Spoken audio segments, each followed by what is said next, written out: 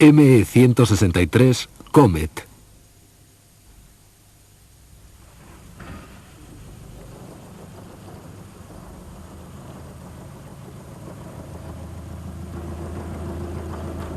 El general George S. Patton dijo una vez que las guerras se luchan con armas pero se ganan con hombres. Probablemente esa idea no fue de mucho consuelo para los primeros aviadores aliados que se cruzaron en el camino del ME-163 Comet. Con una velocidad máxima de 1000 km/h, el Comet hizo honor a su nombre y fue el avión más rápido, radical y futurista de la Segunda Guerra Mundial. Hoy, 50 años después, los cañones han enmudecido y el mundo es muy distinto. Pero en Cosford, en el Museo Aeroespacial de la RAF, este testigo de la historia aún está vivo. Aunque el régimen que el Comet defendía se extinguió hace mucho tiempo, él fue el precursor de una tecnología que ahora ya es parte integral de la vida moderna. La combinación del motor cohete y el sorprendente diseño del ala en flecha y sin superficie horizontal de cola anunció cómo iba a ser el futuro. La élite de hombres escogidos para volarlo lo denominaron Kraftai o huevo a motor. El 163 es todavía hoy el único cazacohete que voló en combate.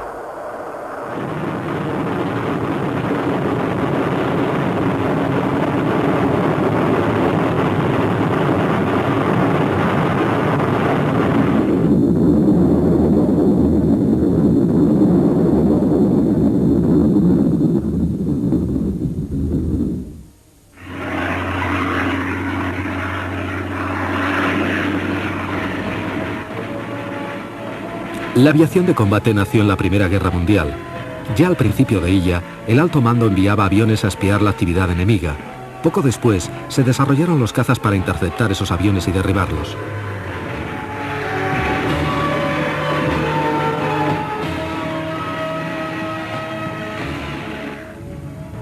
Después del armisticio, el Tratado de Versalles impuso restricciones muy severas a la Fuerza Aérea Alemana, restricciones que de alguna manera la empujaron un poco más hacia la tecnología del Comet. Algunos medios de propulsión no convencionales como el cohete no habían sido mencionados en el tratado. En aquel momento, los cohetes no se tomaban en serio. No eran más que una atracción de feria para conseguir la atención del público de los felices 20. En Europa y en América, los cohetes estaban incluidos en cualquier espectáculo imaginable. Si lo que se quería era atraer la atención del público, un cohete causaría siempre un gran efecto. En Alemania, el magnate de la industria automovilística Fritz von Opel patrocinó en abril de 1928 el primer coche cohete que tuvo éxito. El bólido estaba propulsado con cohetes Sander de pólvora negra. Bajo la supervisión del experto en cohetes Maximilian Valier y conducido por Kurt Bohlhardt, el coche alcanzó 114 km/h. Pronto fue seguido por el más aerodinámico Opel Rack II, provisto de 24 cohetes Sander de combustible sólido. En Berlín, en mayo de 1928, con el propio Opel al volante, el coche alcanzó una velocidad máxima de algo más de 200 km/h. Se necesitaron spoilers para mantenerlo pegado al suelo. No se podía controlar muy bien la velocidad y la fiabilidad era mínima. Pero la gigantesca nube de humo que dejaba atrás creaba precisamente el espectáculo que Opel deseaba para las cámaras. Los cohetes Sander de pólvora negra eran un desarrollo de los cohetes marinos de salvamento. Era raro que su combustión resultara controlada y segura. El equipo de Opel trató de eliminar los problemas direccionales construyendo un coche que corría sobre raíles. Los impredecibles cohetes eran muy primitivos y estaban agrupados en la parte trasera del vehículo. El coche tenía que soportar temperaturas extremas y resultaba frecuentemente chamuscado debido a una combustión desigual y sin control. Estos números eran un gran espectáculo y eran seguidos con gran animación por el público. La comunidad científica no compartía, sin embargo, este entusiasmo. Parecía que lo único importante era la publicidad por sí misma. Cuanto más grande la explosión o más sobrecogedor el choque, tanto mejor.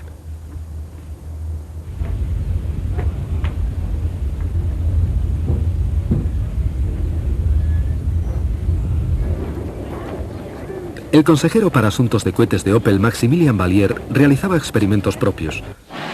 Debido a sus escritos sobre viajes espaciales con cohetes, gozaba de una gran popularidad.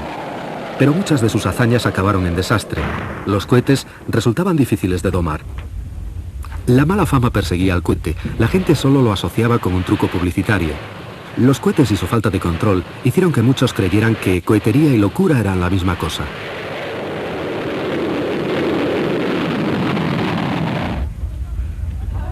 El correo aéreo de Reinhard-Tilling era uno entre muchos de los sistemas de cohetes postales imaginados. Su cilindro lleno de correspondencia era elevado a grandes alturas por medio de cohetes de combustible sólido. Cuando alcanzaba su cenit, las alas se desplegaban y regresaba a tierra planeando en espirales.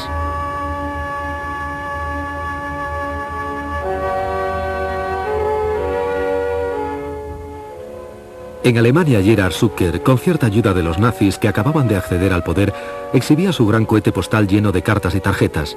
La chamuscada correspondencia nunca llegó a ninguna parte ni tampoco llegó muy lejos el concepto mismo de cohete postal.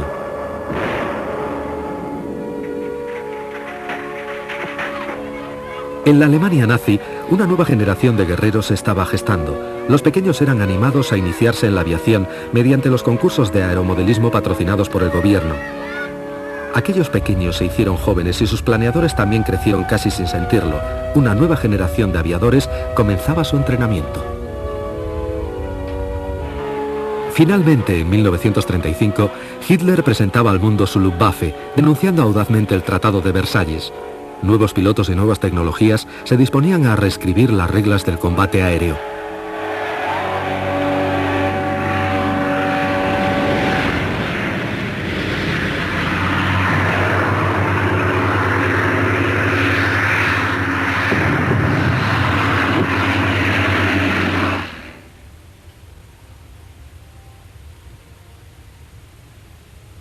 Junto a los pilotos que se graduaron en el vuelo sin motor, se formó una nueva generación de diseñadores. Aquí, en lo alto de las montañas del Ren, estaba la Wasserkuppe, un lugar reservado específicamente para el vuelo a vela. Antes de la Primera Guerra Mundial y mucho antes de la llegada de Hitler al poder, este era el hogar del bolovelismo serio de Alemania. En los años 20, este deporte hizo furor en la nación. Veleros de todas clases subían al cielo aquí en la Alemania central. De todos los nuevos diseñadores, Alexander Lippisch era uno de los más innovadores y respetados. Pionero tanto del velero sin cola, de baja resistencia, como del ala volante, suyos fueron algunos de los más impresionantes aviones que surcaron los cielos. Pronto se interesaron por ellos gente que no era solamente seguidores de este deporte.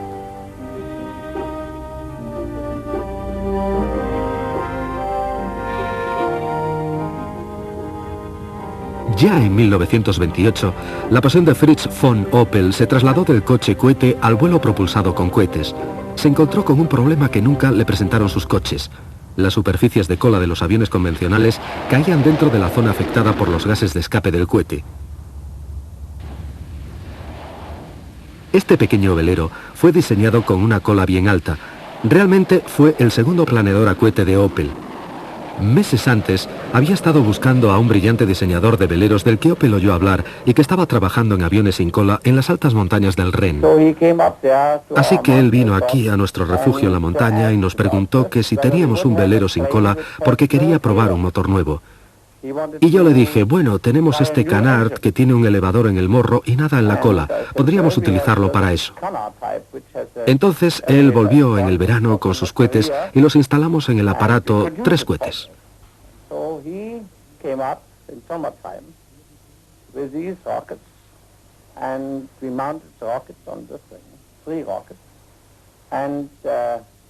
Y Mr. Stama, Fritz Stama, que era por aquel entonces el instructor de nuestra escuela de vuelo a vela, realizó los primeros vuelos con este avión cohete, pero sabíamos entonces que la fiabilidad de los cohetes no era muy buena en aquel momento. No sé si ahora serán mucho mejores. En el 11 de junio de 1928, el ente de Lippisch se convirtió en el primer avión con motor cohete. Opel recurrió a una configuración mucho más convencional en su siguiente vuelo, pero ya estaba establecido para la historia una conexión entre el Lippisch, los aviones sin cola y los cohetes. Mientras tanto, hacia 1930, Max Valier comenzó a trabajar con coches con motor cohete de combustible líquido. El combustible líquido hizo que los cohetes fueran más viables, más controlables y de mayor duración, pero todavía eran peligrosos. En mayo de 1930, Valier estaba observando cómo funcionaba un motor cohete de combustible líquido cuando explotó, hiriéndole un fragmento en el corazón. Se desangró hasta morir. Los combustibles líquidos tenían muchas ventajas y los sólidos quedaron atrás. La compañía Balta desarrolló un sistema que funcionaba con peróxido de hidrógeno, agua oxigenada. La Luftwaffe se interesó mucho en él para asistir a los bombarderos durante el despegue. Estos cohetes de ayuda al despegue, denominados Rato, se utilizarían durante toda la guerra.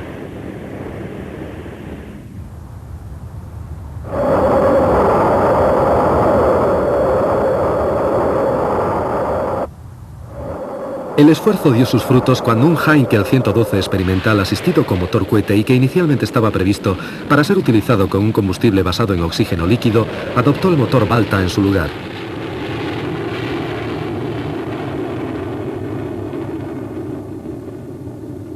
Conforme aumentó la confianza en el motor Balta, muchos opinaron que este motor auxiliar podía propulsar por sí solo a un avión. Churchill llamó a la Segunda Guerra Mundial la Guerra de los Brujos, pues por primera vez se hacía énfasis en la ciencia. Hoy en día, la pieza fundamental en la guerra es un tipo con grandes gafas y una larga regla de cálculo o una calculadora. Él sabe cómo se debe lanzar un misil o lo que hay que hacer.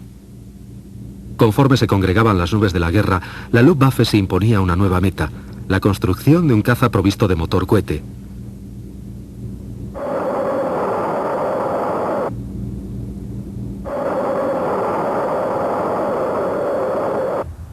Y para él se escogió el motor de Balta.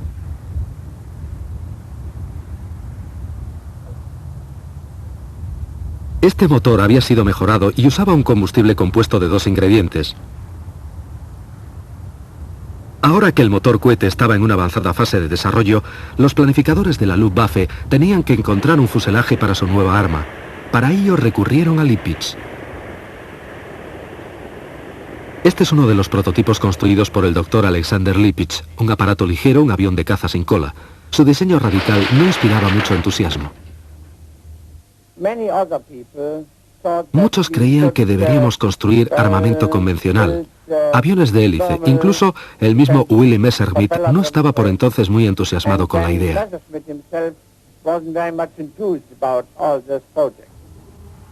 A pesar de todo, Messerschmitt aceptó el proyecto y la Luftwaffe aprobó la construcción del primer cazacohete sin cola. El modelo se denominó ME-163A. El proyecto, llamado X, fue clasificado como de máximo secreto. Estas pantallas debían ocultar el modelo A de ojos indiscretos. El primer Comet es rodado dentro del hangar donde Lippisch y su equipo han trabajado durante largos meses para preparar el pequeño avión. Pero el vuelo inicial fue retrasado varias veces porque el motor de Balta no estaba todavía listo.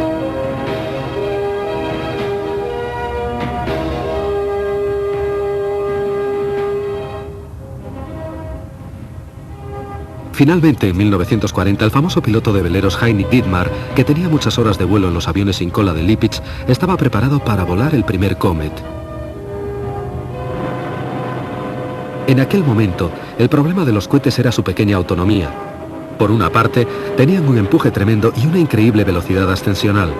Pero por otra, quemaban el combustible en unos pocos minutos, teniendo que recurrir exclusivamente a su capacidad de planeo para volver a tierra con seguridad.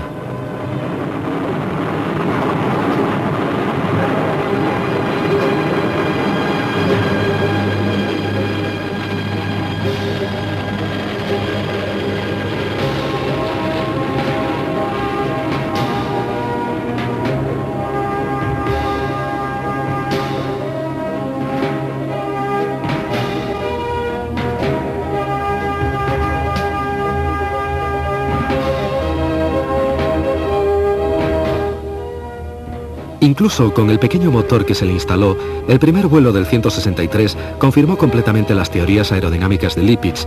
El ala en flecha encastrada en el fuselaje se comportaba soberbiamente. Al mismo tiempo que progresaban esas pruebas, se desarrollaban motores mayores.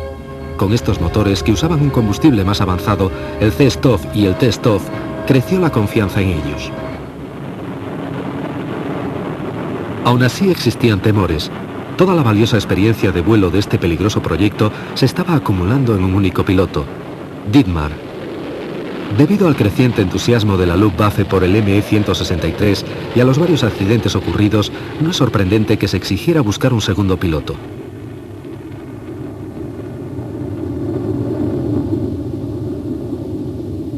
Rudi Opitz, otro campeón del vuelo a vela y muy respetado por Lipitz, fue el segundo piloto que voló esta revolucionaria máquina. Aquello fue un nuevo mundo para él.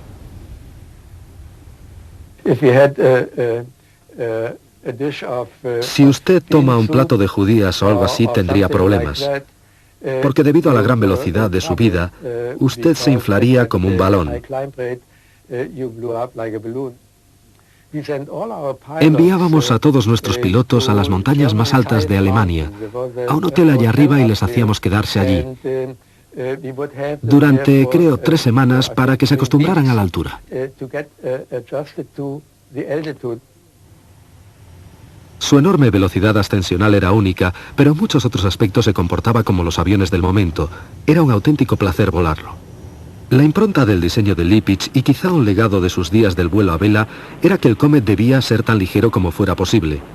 Para conseguirlo, el avión nunca estuvo provisto de tren de aterrizaje propio, sino que utilizaba un carrito que era lanzado justo después del despegue, y el aterrizaje se efectuaba por medio de un patín retráctil.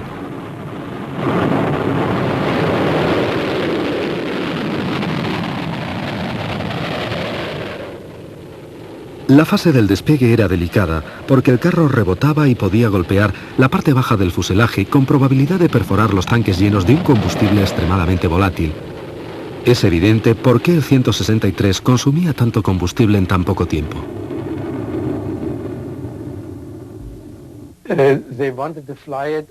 Se decidió volarlo en vuelo de calibración. Se había establecido una ruta a lo largo del mar Báltico para observar a qué velocidad podía volar horizontalmente, porque hasta el momento los 3 primeros vuelos solo habían sido de subida. Durante la prueba de velocidad, el Comet fue remolcado hasta la altura adecuada, reservando el combustible para después de la suelta. Dietmar va en el 163, Opitz en el remolcador. Este particular modelo estaba provisto con un motor de 750 kilos de empuje, cerca del doble de los usados hasta el momento.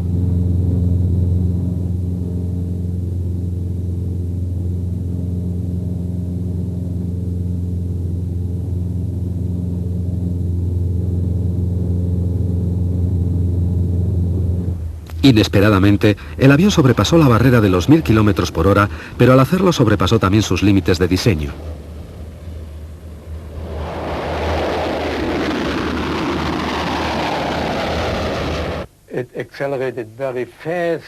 Aceleró muy rápidamente hasta su número crítico de Mach.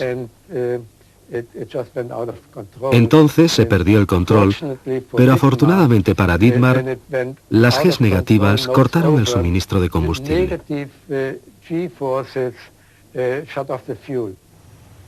Este afortunado incidente le hizo recuperar a Dietmar el control.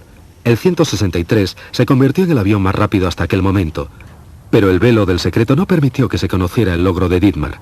La suerte de Dietmar estaba echada. Estaba destinado a ser la primera víctima del Comet. El asiento estaba acoplado directamente sobre la estructura, la muy rígida estructura del avión que soportaba al patín. Y no había amortiguación. No existía nada más que la hebilla. Uno se sentaba sin ninguna almohadilla en aquel asiento, y cuando el avión se posaba era como un mazazo. Te quedabas sentado con unos dolores terribles, casi no te podías mover. El patín de aterrizaje de Dietmar no se desplegó y el impacto le rompió la columna vertebral. Parapléjico, Dietmar debió abandonar el programa. En octubre de 1941 se tomó la decisión de convertir al experimental M-163 en un caza operativo. Hacía 2 años que Alemania estaba en guerra y necesitaba urgentemente defenderse de las escuadrillas nocturnas de bombarderos aliados que asolaban su territorio. Todavía faltaba algún tiempo para que Alemania empezara a sufrir los bombardeos masivos diurnos, pero el tributo que su industria tenía que pagar ya era demasiado alto. Las fábricas pequeñas podían ser ocultadas o incluso trasladadas, pero los grandes complejos industriales como altos hornos, industrias químicas, factorías de aviación y fábricas de cojinetes, vitales para el esfuerzo bélico del Reich, eran muy identificables y totalmente vulnerables. Se confeccionaron planes para estacionar al Comet alrededor de los objetivos de alto riesgo, preparados para defender vigorosamente la planta o factoría bajo su custodia contra las flotillas de bombarderos enemigos. A mediados de 1943, los terribles raids diurnos americanos de hasta 1000 bombarderos con 700 cazas de escolta castigaban diariamente la industria alemana. No se podía perder más tiempo, había que poner al Comet en acción.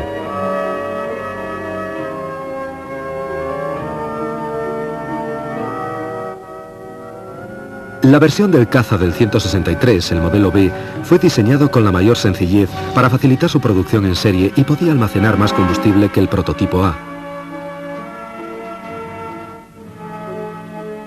Un ejemplar del ME-163 fue volado al final de la guerra por el piloto de la Royal Navy británica, el capitán Eric Brown. Nos lo encontramos junto al Comet en el Museo Imperial de la Guerra de Duxford, Inglaterra. Meterse otra vez dentro de la cabina de este extraordinario avión, después de tantos años, trae a la memoria muchas vivencias. Recuerdo muy bien mi primera impresión cuando lo vi.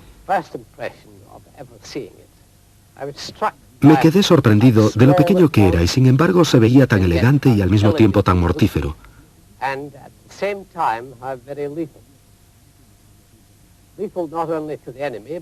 Mortífero no solo para los enemigos, sino también para aquellos que lo volaron. Dentro de la cabina, a cada lado del piloto, junto a las piernas, estaban los dos tanques que contenían el combustible T-Stoff. Realmente, uno estaba encajonado con esos dos peligrosos tanques a ambos lados. Verdaderamente, una vez que se encendía el motor, uno estaba dentro de un ataúd de metal.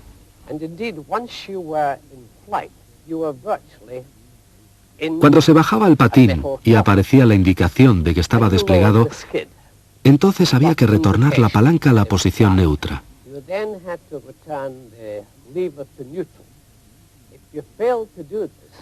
Si no se hacía esto, el patín quedaba bajo compresión y por consiguiente formaría un bloque rígido sin ningún tipo de amortiguación. Esto es lo que causó que muchos pilotos se rompieran la espalda con este avión.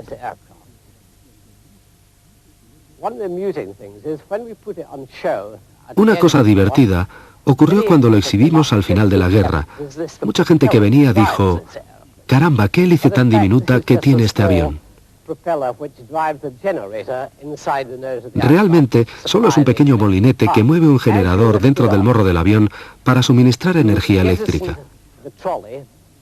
Cuando se despegaba, se liberaba el carro a unos 5 metros del suelo y esta altura era muy crítica porque si no era la correcta, si se soltaba demasiado alto, podía rebotar y engancharse con la punta del patín.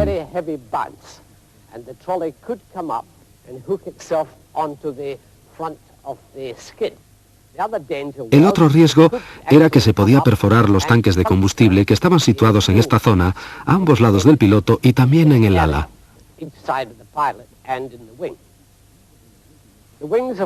Las alas, naturalmente, son en flecha negativa, como puede verse.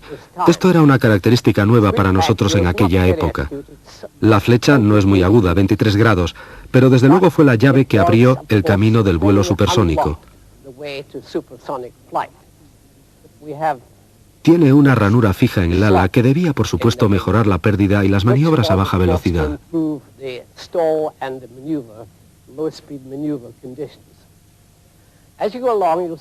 Continuando, se ve que tiene un patín fijo bajo la punta de cada plano.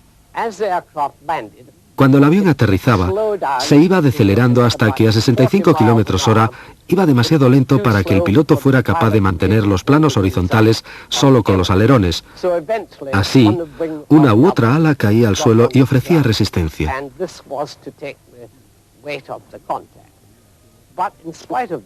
Pero a pesar de todo, el avión nunca derivaba a los lados. Corría en línea recta, incluso con un plano en tierra. No tiene cola, más que el empenaje vertical, estabilizador y timón. Tampoco tiene timones de profundidad o estabilizador vertical como tal. Lo que tienen son elevones. En otras palabras, los timones de profundidad y los alerones se funden en una pieza y actúan de forma diferencial.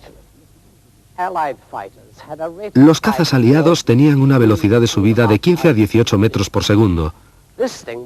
Esta máquina, cuando subía, lo hacía a una velocidad de 70 metros por segundo. Así que estamos hablando de un salto cuántico sorprendente en materia de performance de subida.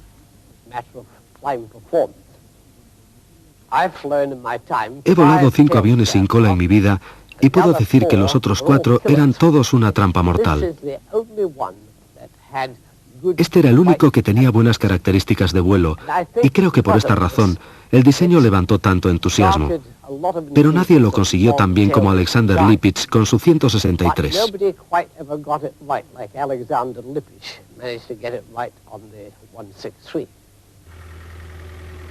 Ni los americanos ni los británicos consiguieron nunca un avión sin cola igual al Comet.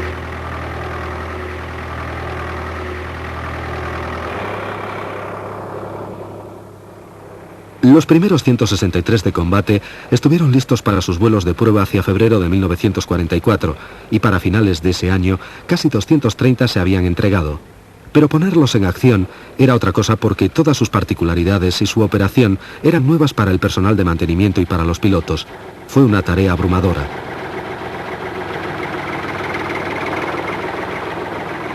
Los pilotos debían vestir unos trajes de vuelo especiales para protegerlos del combustible. El Comet era cualquier cosa menos un avión convencional y los hombres que lo volaban debían conocer íntimamente sus peculiaridades. Incluso saltar del avión no era una tarea fácil.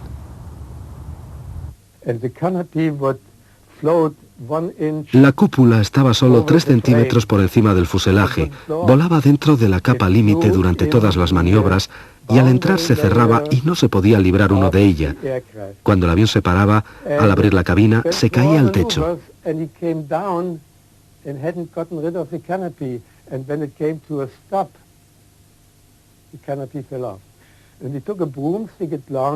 Llevábamos con nosotros un palo de escoba para empujar la parte delantera de la cúpula y hacer que se saliera de la corriente y se desprendiera para poder saltar.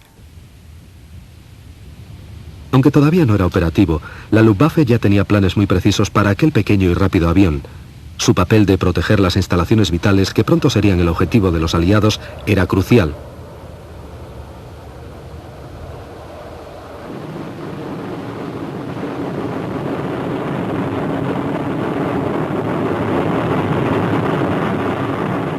Pero estaba terriblemente limitado por su radio de acción de solo 40 kilómetros y su tiempo de vuelo de solo 10 minutos.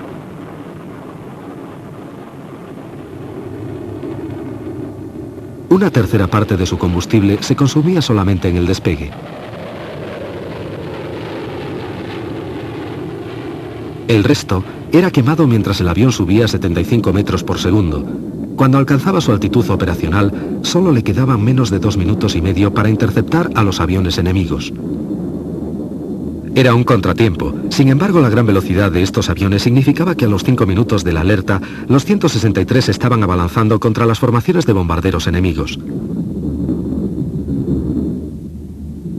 Después de unas pocas y rápidas pasadas, acababa el ataque. Sin combustible, el Comet debía volver planeando a la base. Este descenso sin motor era un momento de gran vulnerabilidad, sin una segunda oportunidad de aterrizar y sin potencia para eludir a los cazas enemigos. Los pilotos veteranos picaban rápidamente para evitar los cazas al acecho, pero los novatos bajaban en una larga y lenta aproximación. Esa era la única ocasión de los aviones aliados para alcanzar al Comet.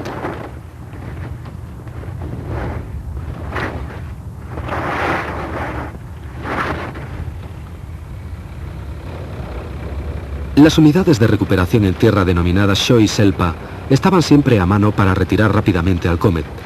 Sin ellas, el avión, incapaz de moverse, era un blanco perfecto para los amenazadores cazas aliados. Los brazos del Shoi y Selpa colocaban al Comet sobre unos pequeños raíles y lo llevaba a un lugar seguro.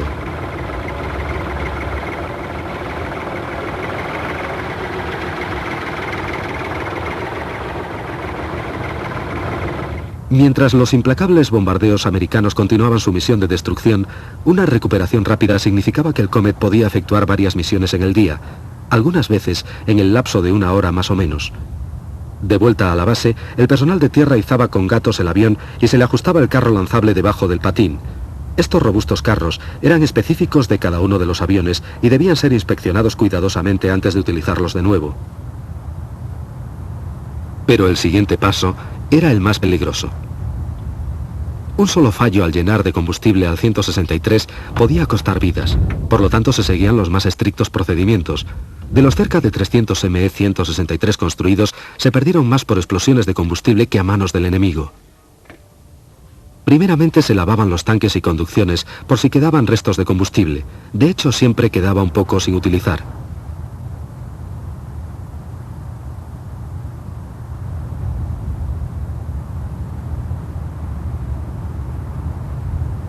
El proceso de lavado era absolutamente vital porque ahora el Comet tenía un motor avanzado que usaba dos tipos de combustible, C-Stoff y T-Stoff. Extremadamente volátiles, estos productos químicos exigían gran precaución.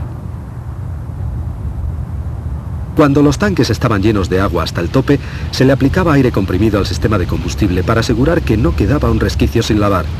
Solo entonces se descargaba el agua.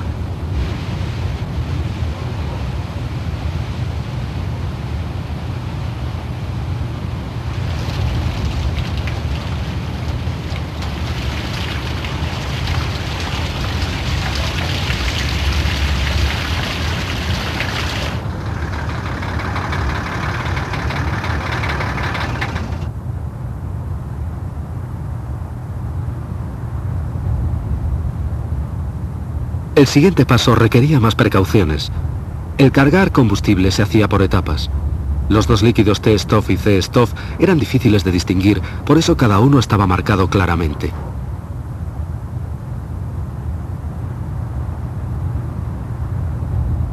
Primero el C-Stoff, una mezcla de hidrato de hidracina y metanol, era cuidadosamente bombeada en su tanque individual. Durante todo el proceso, se mantenía agua corriendo en abundancia para neutralizar las salpicaduras. Los líquidos eran tan volátiles que algunos Comet estallaban sin más en la pista.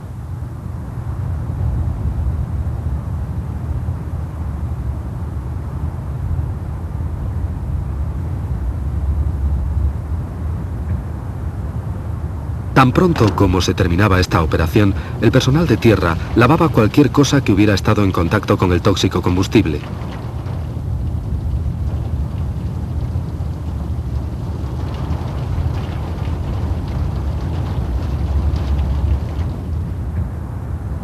Solo cuando el camión cisterna de C-Stoff estaba lejos del avión, se acercaba el camión del T-Stoff.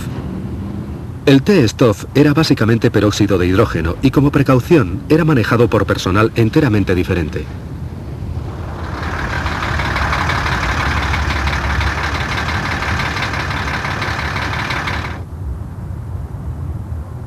La razón de estos procedimientos tan estrictos era muy sencilla. Si incluso las más pequeñas cantidades se ponían en contacto, los resultados podían ser desastrosos.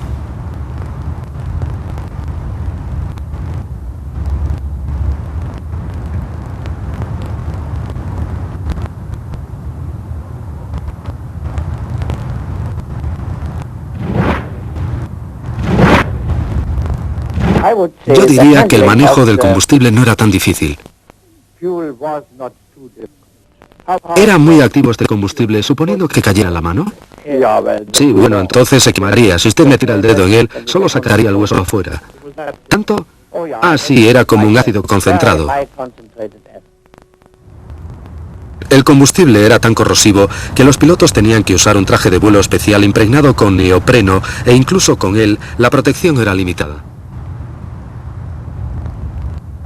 El que resultaba realmente peligroso era el T-Stoff. Si entraba en contacto con material orgánico comenzaba a arder, como Opitch pronto pudo comprobar. Su 163 cayó una zanja al aterrizar y el combustible remanente se introdujo en la cabina. Algo de él penetró en sus guantes e hizo contacto con sus manos. Su piel comenzó a arder.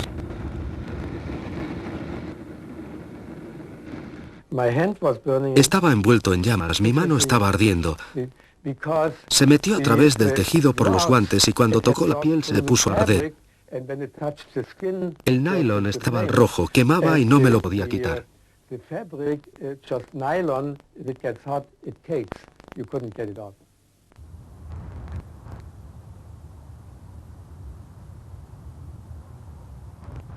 En consecuencia, el T-Stoff, que era básicamente peróxido de hidrógeno, era tratado con gran precaución. La boquilla de la manguera estaba envuelta en una funda para evitar que goteara y siempre había mucha agua corriente a mano para neutralizar cualquier salpicadura. Pero aún así, los accidentes ocurrían. Las alas estaban en constante peligro debido a las pérdidas de T-Stoff, pues eran de madera. muchos aviones de la Luftwaffe tenían partes importantes de madera, ya que los metales escaseaban. Si el concentrado peróxido de hidrógeno entraba en contacto con ella, la reacción sería desastrosa. Debido a que los dos propulsantes parecían iguales, un error común consistía en verter uno en un recipiente que contuviera una pequeña cantidad del otro. A continuación, seguía el desastre. La naturaleza volátil de estos líquidos debía haber sido una obsesión para aquellos que trabajaron con el Comet.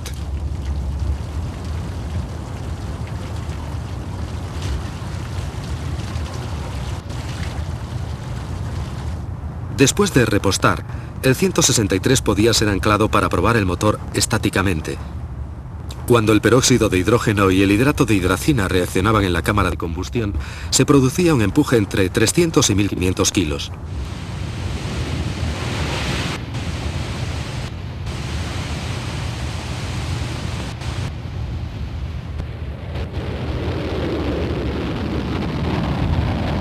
A plena potencia, los tanques solo tenían combustible suficiente para 4 minutos y 11 segundos. Durante las pruebas estáticas sin flujo de aire que refrigerase, había que verter agua sobre la tobera de salida.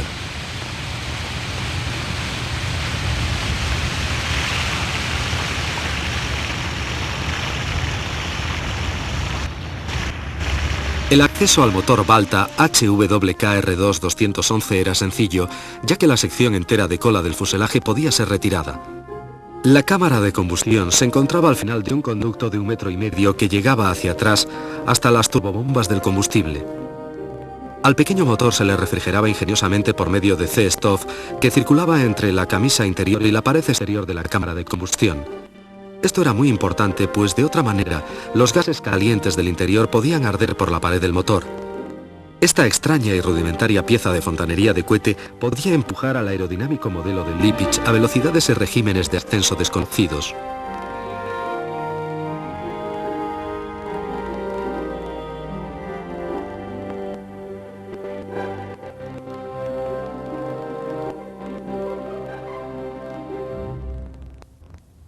Uno de los grandes inconvenientes con que se encontró el programa del 163 fue un grave accidente en el que se vio envuelta la famosa aviadora alemana Hannah Reich, cuyas hazañas aeronáuticas la habían convertido en una heroína nacional.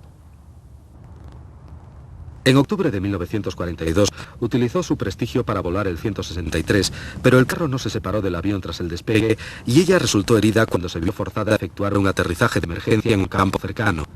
El proyecto pudo haberse cancelado entonces.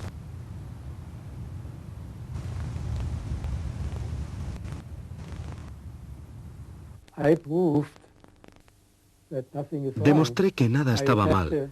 Coloqué el carro al avión, lo fijé de manera que ahora tampoco pudiera soltarse, volé con él y aterricé sin problemas. Fue necesario para conseguir que el programa continuara en marcha, porque ella era una persona tan querida que si algo le pasaba, por pequeño que fuera, podía acabar con el programa.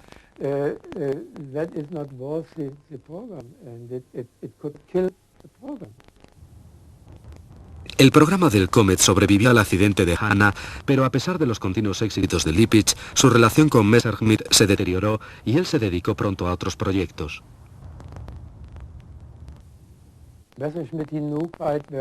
Messerschmitt le conocía bien desde hacía mucho, desde los viejos tiempos de los veleros, porque también Messerschmitt comenzó con veleros.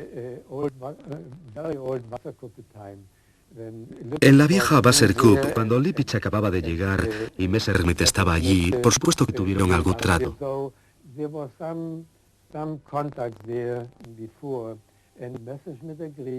Y Messerschmitt estuvo de acuerdo en que él hiciera esto, pero claro, no creo que entre ellos se pudiera mantener una relación que durase mucho.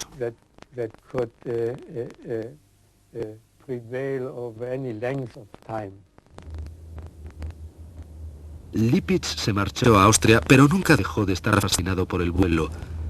Su fértil mente continuó explorando muchos campos de la aviación, pero su verdadera pasión continuó siendo el vuelo a vela y los veleros.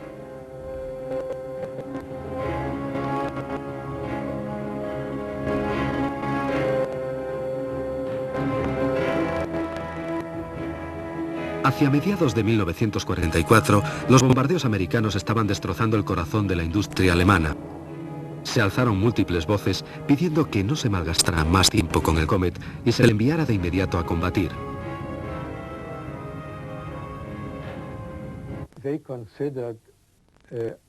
Se consideraba que nuestros vuelos de entrenamiento eran una pérdida de tiempo, porque mientras los aviones aliados venían y bombardeaban el país hasta reducirlo a cenizas.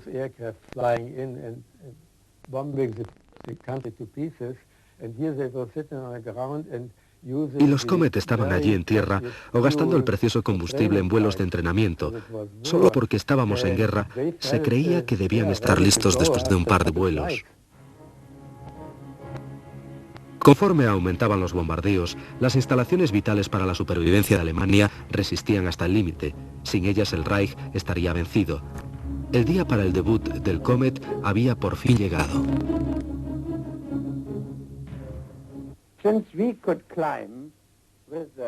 Ya que podíamos trepar con la versión militar del avión en 2 minutos hasta aproximadamente 10.000 metros y permanecer allí dando probablemente 2 o 3 pasadas, un número grande de Comets podría hacer que les fuese muy difícil atacar a las unidades de bombardeo durante el día.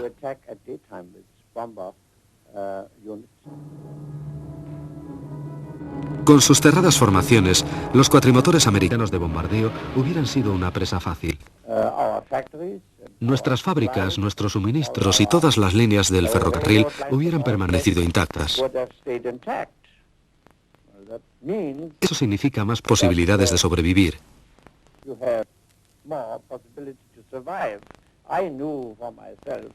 En lo que a mí concierne, yo ya sabía, estaba ya seguro en el 41, que la guerra estaba básicamente perdida. ¿Usted cree que hubiera estado perdida incluso con esos aviones? Sí, yo creo que solo hubiéramos podido sobrevivir. Debido a que el tributo cotidiano que los bombardeos aliados se cobraban llegaba a ser fatal, la Luftwaffe seleccionó para ser protegidos por escuadrones del 163 a los grandes blancos potenciales, difíciles de trasladar, tales como acerías y refinerías de petróleo. Hacia julio de 1944, los Comet estaban totalmente operacionales. Situados cerca de las instalaciones asignadas, los 163 estaban en constante alerta, algunas veces con los pilotos dentro de las cabinas esperando la llamada al combate. Hacia el final de 1944, más de 230 Comet habían sido construidos y muchos de ellos estaban ya en servicio activo.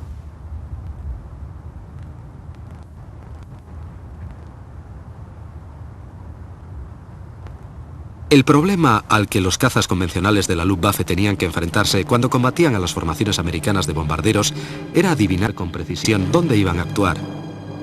E incluso, cuando lo predecían correctamente, les llevaba media hora llegar hasta allí y para entonces el daño frecuentemente estaba ya hecho. El Comet no tenía ese problema. Como una araña en su red, esperaba el zumbido de los B-17.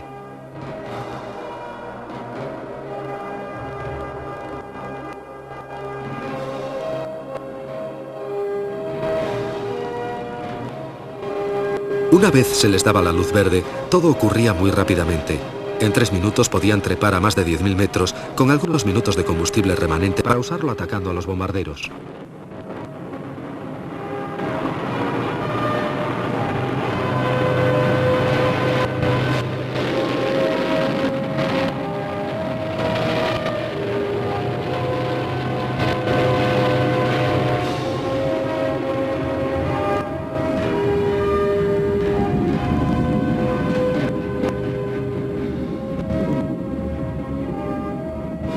La gran velocidad del Comet y su pequeño tamaño hacía de él un blanco imposible para los ametralladores americanos. Pero también su propia velocidad actuaba en su contra. Los pilotos del 163 tenían dificultades para apuntar sus cañones con precisión contra los aviones que perseguían. El cañón de 30 milímetros disparaba tan lentamente que si se estaba fuera de fase, un B-17 podía pasar entre 2 proyectiles consecutivos, igual que cuando se dispara una ametralladora a través de una hélice. Una vez que el ataque relámpago terminaba, los pilotos del Comet se enfrentaban a la parte más peligrosa de la misión, el descenso planeado de vuelta a la base. Sin empuje, tenían pocas oportunidades de aterrizar con seguridad. En el momento de descender, estaban sin defensa contra los cazas aliados al acecho.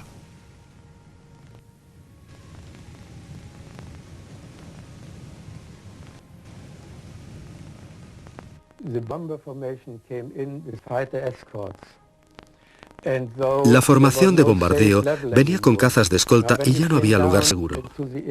Cuando uno bajaba hacia la pista a toda velocidad, hasta digamos 1500 metros, se llegaba al campo y se reducía la velocidad para intentar aterrizar. Se era una presa fácil para los pilotos de caza que rondaban por el aeropuerto esperando nuestra vuelta.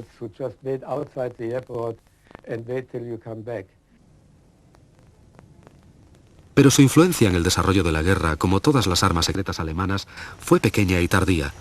Para entonces, el Tercer Reich estaba demasiado envuelto en la derrota sin que nada pudiera salvarlo.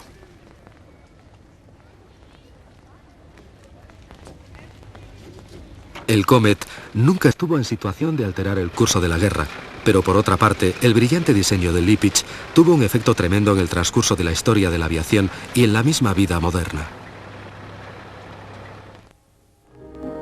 Los aviones de la serie X del período de la posguerra, un eslabón vital en la conquista del espacio por el hombre, descansaban totalmente en la potencia del motor cohete. Y como el Comet, también volvían a tierra planeando después de agotar el combustible. El avión de línea supersónico, el Concorde, puede rastrear su linaje directamente hasta los trabajos de Lippisch en las alas Delta. Él ha sido reconocido como el padre del ala Delta. Un parecido incluso mayor con el 163 es el de la lanzadera espacial. Este aparato sin plano horizontal de cola y ala delta utiliza unos cohetes transportadores de fenomenal potencia para salir de la atmósfera antes de volver planeando a la Tierra.